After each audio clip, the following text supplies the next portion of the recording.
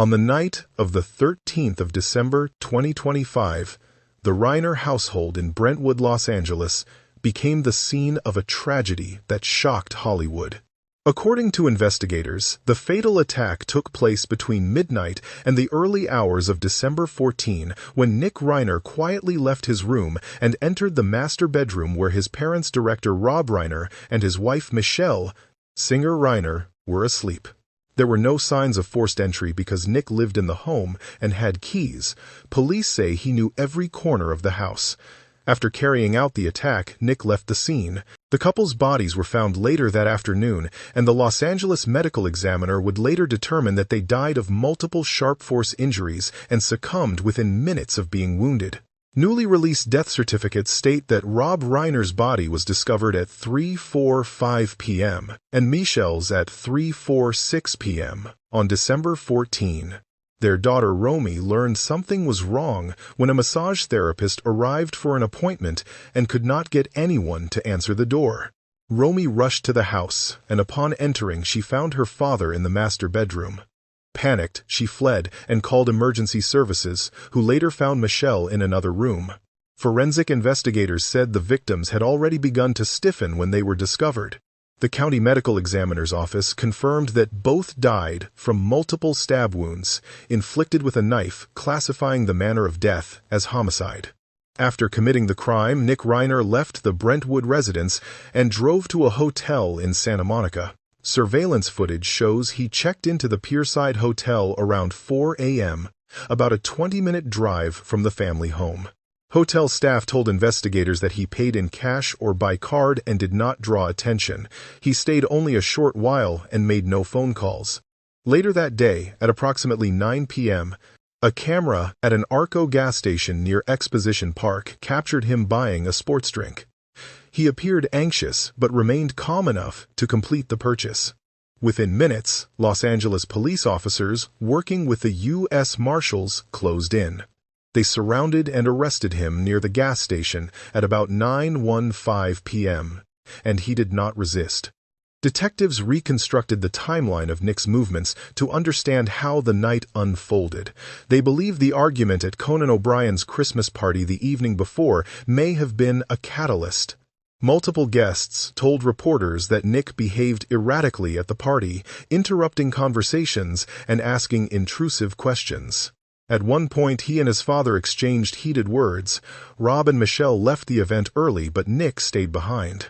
After the murders, he allegedly drove to the hotel, changed clothes, and disposed of the weapon, which investigators say may have been a kitchen knife. The sequence of events, from the argument to the attack and the subsequent flight, painted a chilling portrait of an evening that began with a holiday celebration and ended in violence.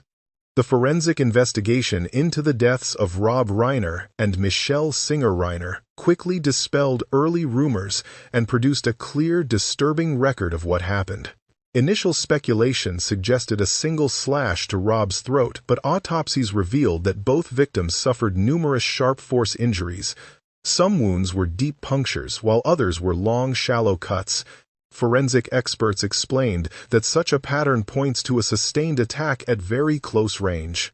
The presence of both types of injury, combined with the number of wounds, led investigators to talk about overkill, a term used when the force of violence far exceeds what is needed to kill.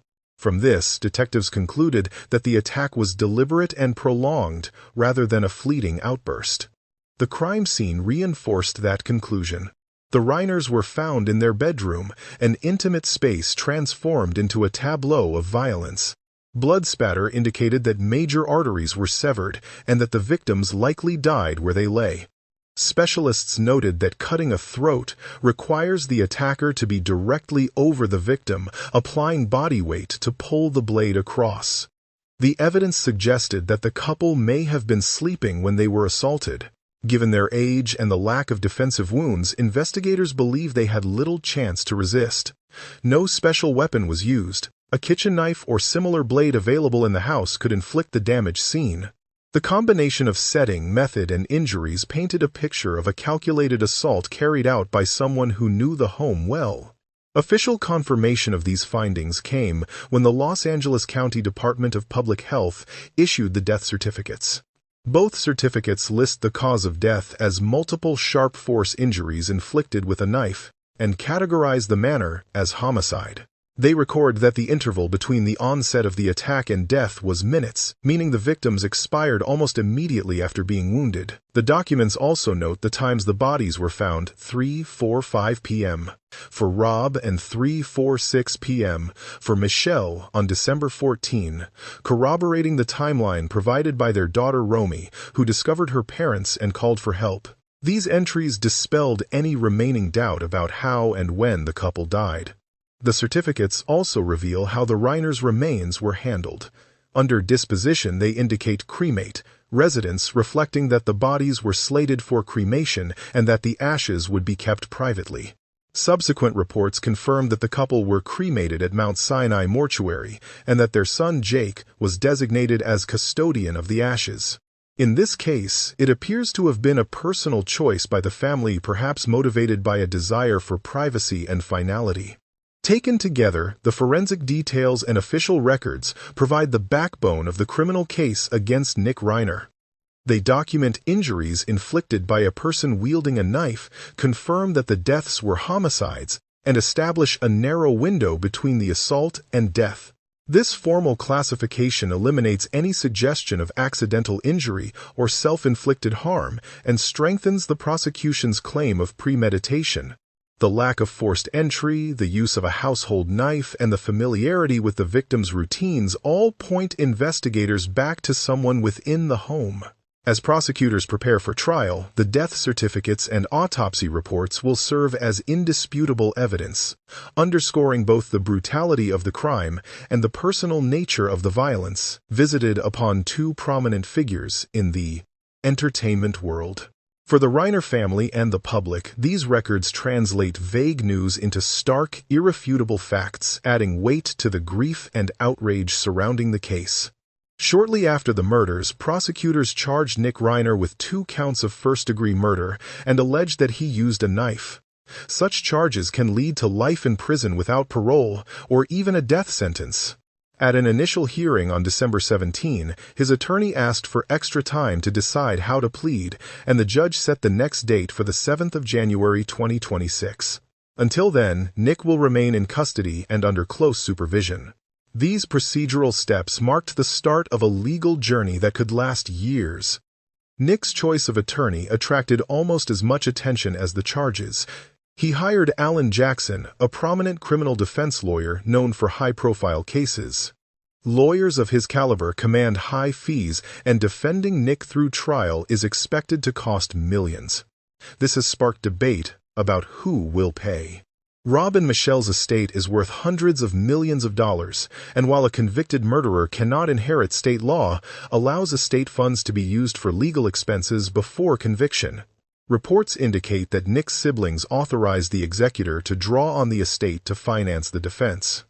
Supporters say that ensuring adequate representation is critical in a case with such severe potential penalties. Critics argue that using family wealth to defend the accused killer could be viewed as perverse, especially if he is later found guilty.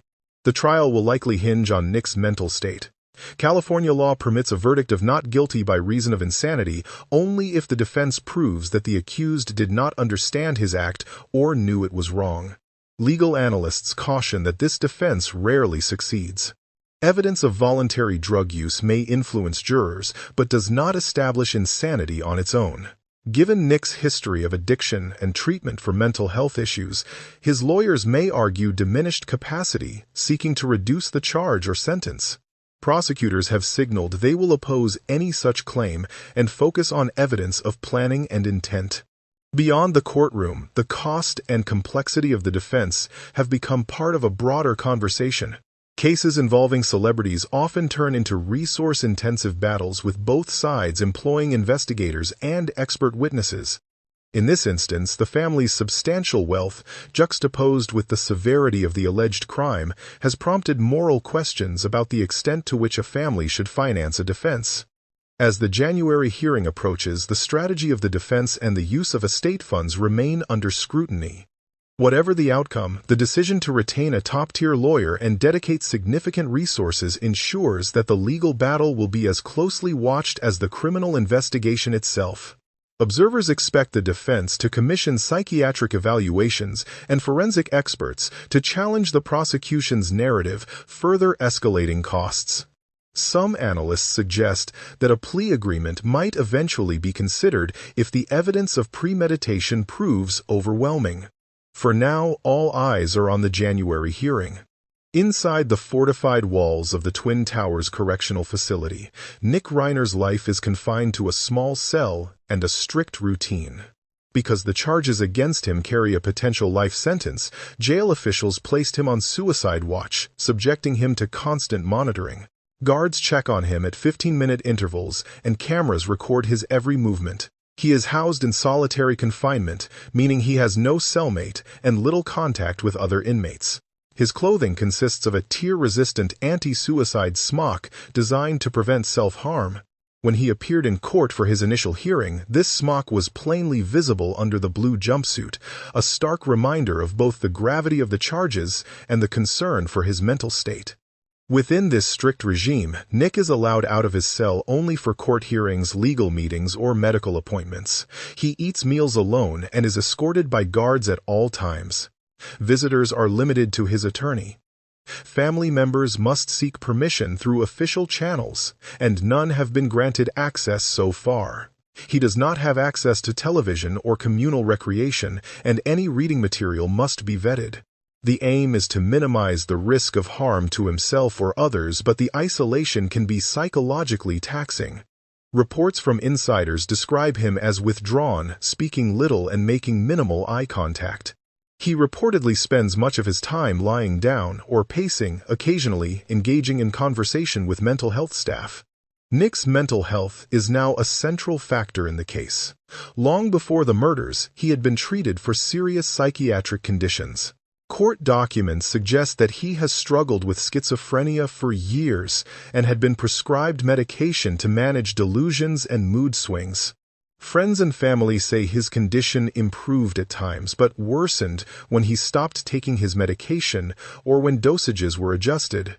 In the months leading up to the killings, he was apparently undergoing changes to his prescription. Some news outlets have reported that those changes might have destabilized him. After his arrest, jail physicians conducted an initial evaluation and classified him as having a mental disability triggering the heightened suicide precautions. Under California law, a defendant must be competent to stand trial, meaning he must understand the charges and be able to assist in his own defense. If either side questions competency, the court will order a psychiatric evaluation. Nick's lawyers have indicated they will explore an insanity or diminished capacity defense based on his long history of mental illness and substance abuse. To support that claim, they will need experts to examine his medical records, interview him, and testify about his state of mind. Prosecutors are likely to counter with their own experts, arguing that whatever mental illness he suffers does not reach the legal threshold for insanity, and that his actions show planning and intent. While the legal system processes these questions, Nick's day-to-day existence remains heavily restricted. He cannot use the phone except to call his lawyer, and all outgoing mail is screened. According to sources inside the facility, he has not made any calls other than to his defense team. A mental health team checks him regularly, monitoring his behavior for signs of distress or psychosis. If necessary, they can adjust his medication or recommend treatment in a hospital. For now, however, he remains in the county jail. His physical and mental state, along with the results of psychiatric evaluations, will play a significant role in shaping the defense strategy. The conditions of his confinement underscore the seriousness of the case and highlight the challenges of balancing public safety with the rights and well-being of an accused whose mental stability is in question. From the moment Nick Reiner entered adolescence, his life followed a trajectory very different from the privileged path one might expect for the son of an Oscar-nominated director. Born in Los Angeles on the 14th of September 1993, Nick began experimenting with drugs at age 15. He later admitted that he cycled in and out of rehabilitation programs throughout his teens, eventually tallying more than a dozen stints in treatment. Each time he returned home sober, he quickly relapsed, drawn back to heroin, cocaine, and methamphetamine despite the resources his family could marshal. In a candid interview promoting his 2016 semi-autobiographical film Being Charlie, Nick said that if his parents insisted on a program he disagreed with, he would simply leave. He was homeless in Maine, New Jersey, and Texas, spending nights and sometimes weeks on the streets rather than submit to treatment he felt was ineffective. Those dark years, he said, forged him in ways that no amount of Hollywood privilege could shield against. Nick's addiction placed enormous strain on his relationship with his parents. Rob and Michelle were determined to save their son, yet they were uncertain how to help. Rob later recalled that he trusted experts who told him to adopt a tough love approach, only to regret not listening more to Nick's pleas that certain programs did not work for him. Michelle echoed those sentiments, saying that counselors convinced them their son was manipulative when he claimed a program was failing. As a result, the family cycled between extremes at times, giving Nick space at other times, keeping him close under supervision. The conflict and confusion of these years became the basis for Being Charlie, which Nick co-wrote and Rob directed. The film follows a young man battling addiction and grappling with a complicated relationship with his famous father, mirroring their own struggles. Rob later described making the film as therapy for both of them, an opportunity to confront pain and find common ground. For a brief period after the film's release, Nick's life seemed to stabilize. He told interviewers he had moved back to Los Angeles and acclimated to being around his family again, but by 2018 he had relapsed heavily. During a raw appearance on the addiction-focused Dopey podcast, he recounted spending days alone in his parents' guest house, spun out on uppers such as cocaine. When his parents insisted he leave, he went on a destructive rampage, smashing televisions, lamps, and furniture. He also admitted that during a cross-country flight he suffered a cocaine-induced heart attack and woke up in a Boston hospital. He entered detox once more, but sobriety remained elusive. Such episodes underscore the volatility of addiction. Even after years of treatment and support, a single binge could spiral into chaos and near death. Around 2020, Nick was allowed to move back into the main house in Brentwood under his parents' watchful eyes. Friends say the Reiners alternated between hope and anxiety. They continued to fund treatment, offer jobs on film projects, and surround him with support. At the same time, Nick's behavior became increasingly erratic. He would spend nights wandering the streets without explanation, call his parents at all hours, and lash out when confronted. Some sources say he was also dealing with untreated mental illness. Reports after his arrest allege he had been diagnosed with schizophrenia and was adjusting his medication in the months before the murders. Rob and Michelle confided in friends that they feared for their son's safety and did not want to leave him alone. Their decision to bring him to Conan O'Brien's Christmas party on December 13 was part of that protective instinct. Nick's battle with addiction was not just a private family matter. It became an emblematic story of how substance abuse can devastate even the most supportive families. His willingness to speak openly about his addiction, homelessness, and relapses made him a rare public figure in conversations about recovery. Yet his story also illustrates the limits of personal honesty and parental love when confronted with chronic illness. Despite decades of interventions, periods of sobriety, and creative collaboration, Nick remained caught in cycles of use and relapse. That history, and the emotional toll it took on everyone involved, forms an essential backdrop to the tragedy that unfolded in December 2025. It demonstrates the depth of the Reiners' attempts to help their son and hints at the desperation they must have felt when, after years of effort, their greatest fear was realized. In the immediate aftermath of the murders, the Reiner family urged compassion and space.